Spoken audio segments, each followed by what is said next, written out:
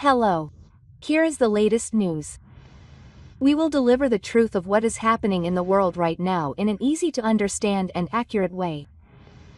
Today's featured news is here. It has been revealed that the Ukrainian military has introduced priority drones to the front line. This drone has a range of 20 kilometers and is designed to be resistant to radio interference. It is attracting attention as a next-generation surveillance and attack weapon that can cope with the electronic radiation environment of the battlefield. Let's take a closer look. Priority drone deployed to the front line.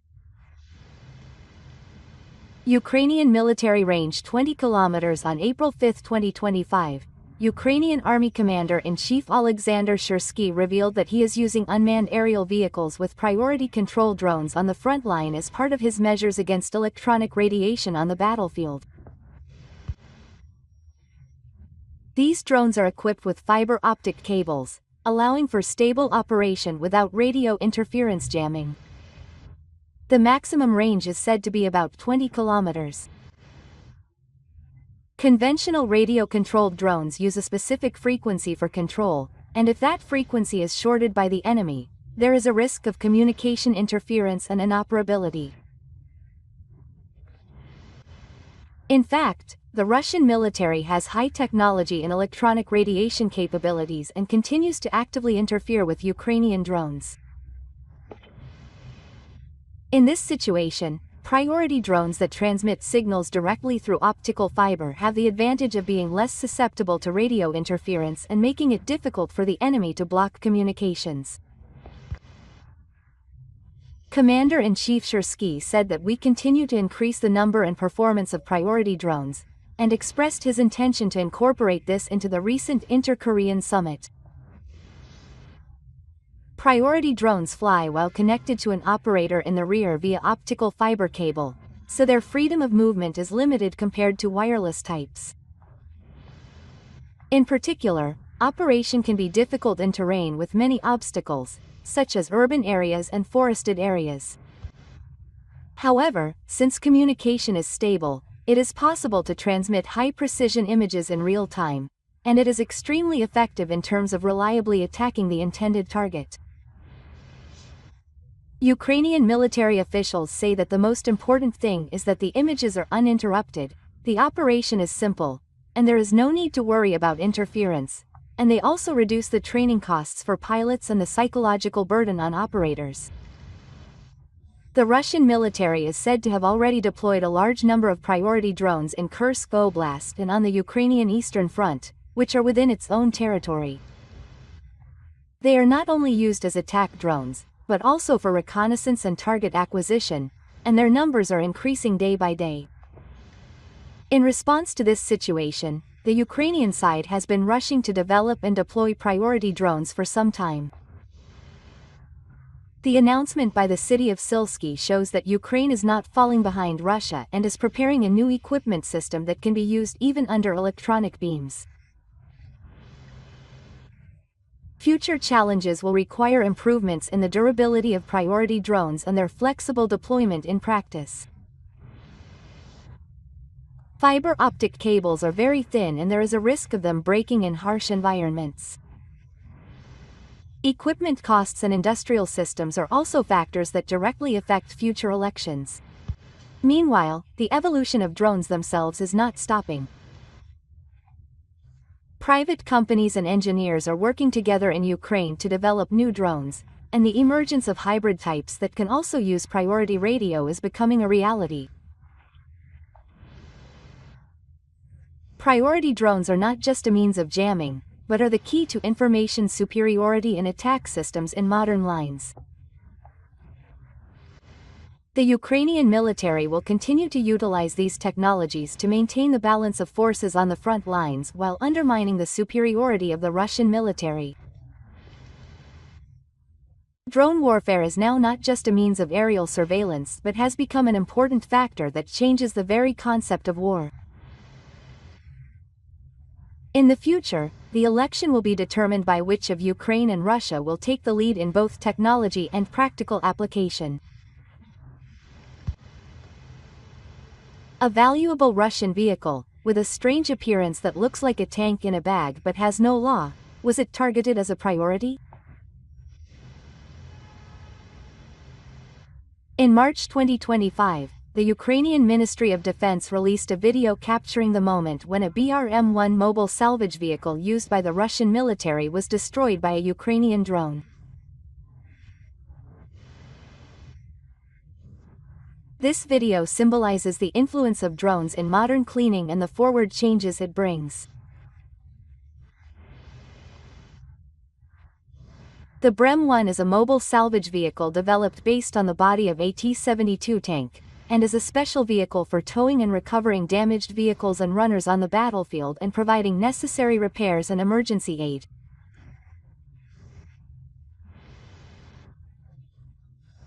The vehicle is equipped with a crane dozer plate winch, as well as a special container for storing repair tools and parts, and plays an extremely important role in supporting light combat capabilities on the line.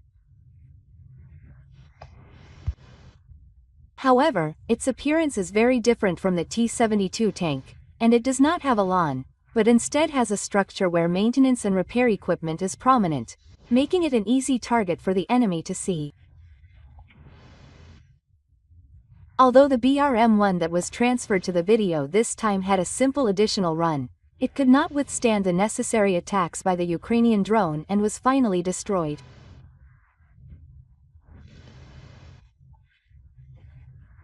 The Ukrainian Ministry of Defense commented that the number of drones deployed to completely destroy this one vehicle is now countless. The BRM-1 is a vehicle that can be said to be the gold standard of flat support on the front line, and its destruction will greatly reduce the ability to recover line strength. Therefore, it is highly likely that the Ukrainian military is actively targeting wide-area support vehicles such as the BRM-1. The date and location of the video have not been disclosed for security reasons, and details are currently unknown.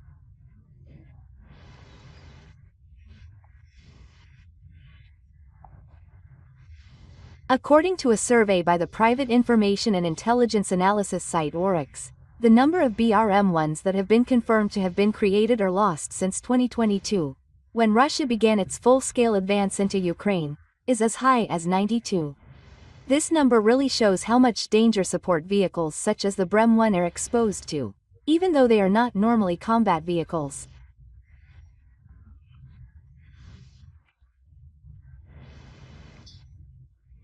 In modern battlefields where drones are rolling around the sky and constantly watching and attacking, even wide-area support missions that were previously considered relatively safe have become extremely risky. This BRM-1 is not just a single vehicle, but also a reminder of the recent changes in modern lines. In traditional warfare, weapons with offensive power such as tanks and fighter planes played a leading role, but now it is support infrastructure such as information, supplies and repairs that determines victory or defeat. Drones have become a commonplace tactic to accurately grasp the enemy's supply lines and maintenance systems and destroy them with pinpoint accuracy. As a result, the value of wide-area support vehicles such as the BRM-1 has increased more than ever, and at the same time, their vulnerability has been exposed. War is no longer just about tanks fighting each other. We are entering an era where small drones flying in the sky can change elections.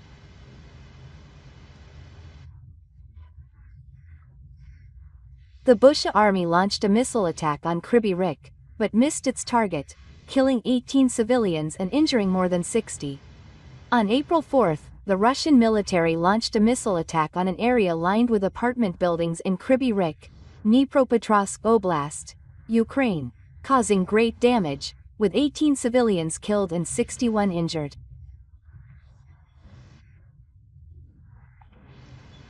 The missile broke off near a square where children play. Ukrainian authorities have announced that the Russian military is believed to have used an Iskander-M ballistic missile. However, at the same time, there was also a statement that it was a cluster warhead, but this is incorrect. The appearance of the missile captured in the actual video is clearly the explosion of a missile from Tanjima. It is possible that it may have exploded on the surface or in the air a little above the landmark. Russia claims that the restaurant was the target of the attack. The Russian side has reported the attack as follows. Krivoy Raj is the name of the place in Russian. At 1849, a missile loaded with a high-performance anti-tank agent was fired at a restaurant in Krivoy Raj where Ukrainian troops and Western instructors were meeting. As a result of this attack, the enemy lost up to 85 foreign military personnel and businesses and up to 20 vehicles. Source: Russian Ministry of Defense. However, the restaurant near the impact point appears to be in good condition according to the Ukrainian side's report and has not been destroyed.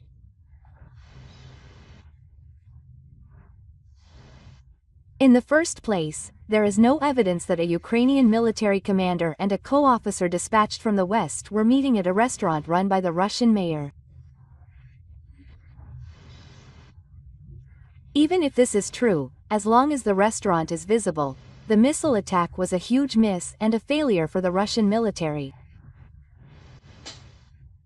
If an attack is carried out in the middle of a residential area using a missile with poor accuracy that misses the target by tens of meters, it is almost the same as an indiscriminate attack.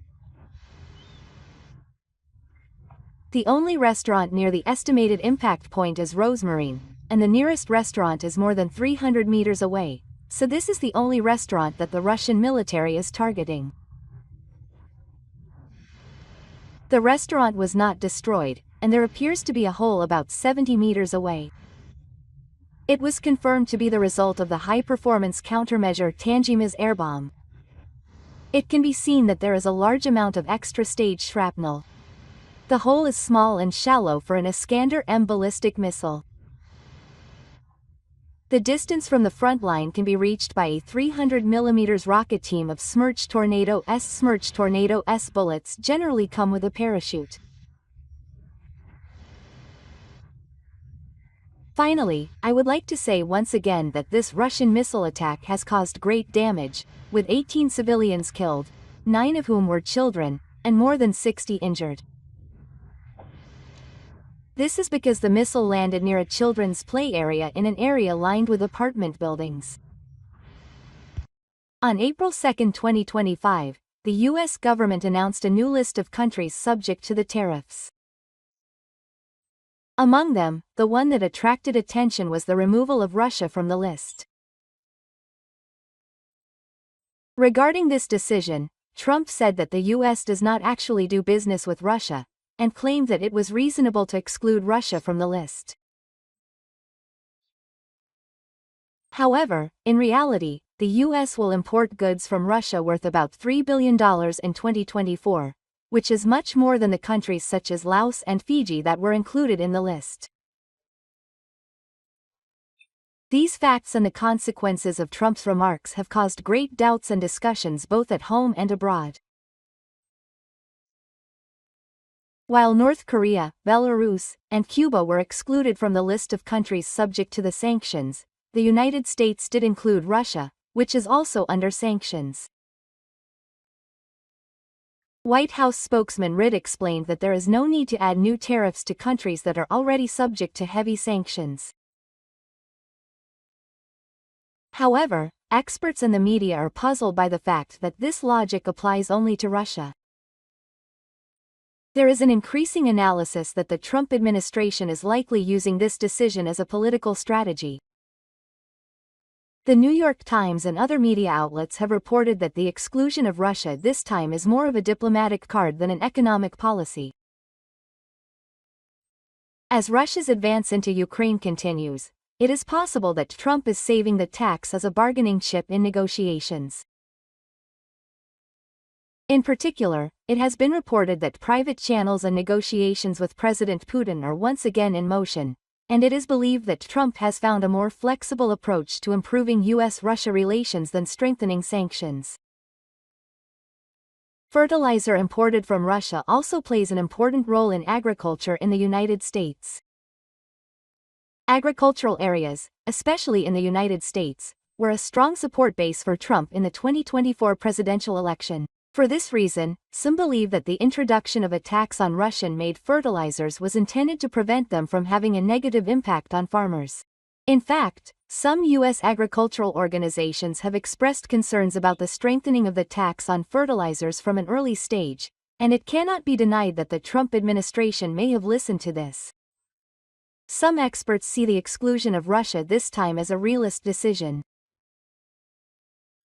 In international relations, not all policies are consistently and fairly implemented, and national interests and the timing of negotiations often take priority, so the Trump administration's response may have been conscious of such flexibility. However, on the other hand, there is also strong criticism that it is a clear double standard to impose severe sanctions on other countries while making an exception for Russia. For the United States, which places importance on international credibility and leadership, such an unclear response may have a major impact on future foreign negotiations. After Trump returns to power in 2025, the direction of the United States' foreign policy is undergoing a major shift. In particular, in terms of relations between the United States and China, the attitude of treating Russia as a trading partner has become more prominent, rather than the restructured attitude of the Chun administration. How will this decision to exclude Russia from the scope of the tax cuts affect the Combo-Belgian relationship? As a result, it is necessary to cancel the decision, as it casts a shadow on international cooperation in the Ukraine war. 3D printing suicide drones are a technology that the U.S. Army is paying attention to. The U.S. Army is learning from the lessons of the Ukraine war and is rushing to mass-produce cheap and simple unmanned systems. Recently, companies are moving faster, such as testing the Hellhound S-3 secondary bombing drone developed with Cumming Relo's Spaceita 3D printing technology. 1. U.S. Army wants simple, cheap unmanned technology. At the U.S. Army Global Force Symposium held in Huntsville, Alabama, on March 27, Secretary of the U.S. Army Futures Command Renee S. said the NCA vessels show the U.S. military that it needs much simpler, larger-scale unmanned systems for powerful operations and defense, as well as drone warfare, she said.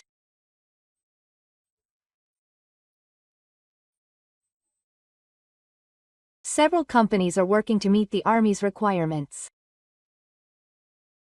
On average, the Cummings ARP is a light-duty tracked and strike weapon in U.S. Army tests. LSS was developed for the program to eliminate the Hellhound S, a suicide drone manufactured by 3D printing. The Hellhound S is a portable unmanned aerial system that can be used by infantry combat teams, IBCTs, with the entire system weighing about 11 kilograms, and was designed to provide long-range, close-range strike capabilities against moving vehicles, tanks, and fortified positions. According to the company, it is manufactured using 3D printing and commercial COPS parts approved by the U.S. Army to reduce production costs and streamline logistics support, including modular payload spaces that can be configured for various mission profiles, such as explosive warheads, electronic beam payloads, and ISR modules. The effort to introduce cheap and effective drones can also be seen in the LA competition, which can be operated from aircraft and ground vehicles. On March 27, the U.S. Army selected 3 companies to participate in the Hellhound S designed to operate individually or in groups. The LA system is modular and can be integrated and launched from a variety of platforms, providing rapid and targeted tactical effects. The companies selected were Android, which proposed RTX, which proposed Employee Block 3, and Autos Group, which proposed Employee Block 3. AEVX proposed the SR drone.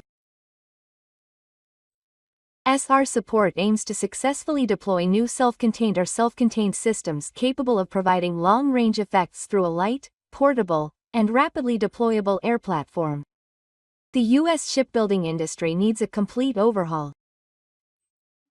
The U.S. Government Accountability Office, GAO, pointed out in a recent report that the Navy plans to drastically increase its combatant fleet from 296 to 381 ships by the 2030s. But to achieve this plan, a complete overhaul of the shipbuilding industry is necessary. On March 26, local time, the U.S. government released a report detailing suspicious behavior in the U.S. shipbuilding industry over the past 20 years. The report revealed that not enough ships are being built, newly built ships are not operating as expected, and ships are being delivered up to 3 years later than ordered. On the same day, Dr. Brad A. Seidel, Acting Assistant Director for Emergency Development and Acquisition at the Department of the Navy, also stated at the Senior Military Committee that the DEC should be delivered 500 million more ships than budgeted, but there are problems. He also pointed out that costs are rising faster than inflation and that the schedules of several programs are 13 years behind schedule. Director Yan said in a statement to the military that unrealistic expectations for costs and production schedules have led to resource dispersion and delays, resulting in naval program and expansion companies having to continuously allocate resources selectively. The statement said that naval shipbuilding projects have cost hundreds of millions of dollars and taken years longer than planned, and there are many cases where the quality and performance do not meet expectations. Dow said that since 2015, 90 proposals have been submitted to the Navy for shipbuilding improvement, but to date only 30 have been partially or fully resolved. For the Navy to build a ship, it takes an average of 8 steps from contract signing to the design and construction stages and delivery. According to the Ministry of National Defense, the Navy currently has 92 ships under contract and 56 are under construction. Meanwhile, to solve the manpower problem caused by the shortage of personnel in the shipbuilding industry, the National Defense Agency has decided to focus on treating experienced personnel rather than recruiting new employees. Civilian recruitment was an attempt to employ younger workers to replace the older workers who were expected to join the company at the time of the boom. However, it has been revealed that more than half of the new recruits, including those who joined directly without formal education, are replaced before the end of their first year. Australia and Canada consider joining the GCAP program on April 2. Nicholas Drummond, a U.S. military expert, said on Twitter that Canada and Australia are showing renewed interest in the Global Combat Aviation Program, GCAP, which is being promoted by Imperial Italy and Japan. The recent actions and comments of U.S. President Trump and his U.S. counterparts are believed to have prompted Canada and Australia to reassess their reliability as defense partners of the U.S. in terms of defense procurement strategies, especially fighter aircraft. Canada and the U.S. are in a state of turmoil as President Trump continues to make comments about not paying full taxes and ignoring testing. Canada's new Prime Minister Carney has begun discussions with European allies to restructure the $19 billion Canadian F-35 fighter jet fleet of the 88th generation, including reliance on U.S. military equipment, and to explore potential new players such as Kuiper and Lakar. In Australia, the U.S.-Australia trade relationship has become uncertain, with the imposition of a 25% full tariff on imported steel and aluminum, while the country has reversed previous exemptions, raising concerns about the economic agreement. Former Australian Prime Minister Tambu convened the 2025 Security Policy Forum, where he questioned the credibility of the U.S.-Australia alliance and called for a renewed strategic alliance with the U.S. In light of this, the Australian Air Force has begun evaluating future air combat capabilities, including exploring the Giant next-generation air system and unmanned collaborative aircraft as a potential alternative to the F-35. Canada's possible participation in GCAP was raised in a parliamentary signature question by some lawmakers.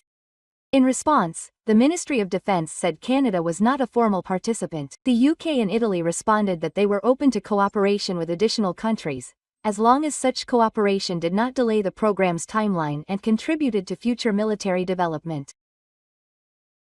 At the 2025 Avalo Air Awards, held near Melbourne from March 28 to 30, the head of the Australian Air Force Command said he had recently received an information briefing from the Tri-Canadian Partnership NOAA Multinational Global Combat Air Program, GCP, which includes the United States and Italy, and had requested additional details.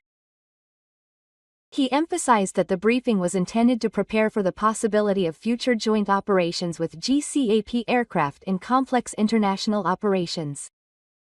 However, he said that it was too early to present any concrete proposals, as the program is still in its early stages and the Australian government has not yet received an official option to participate.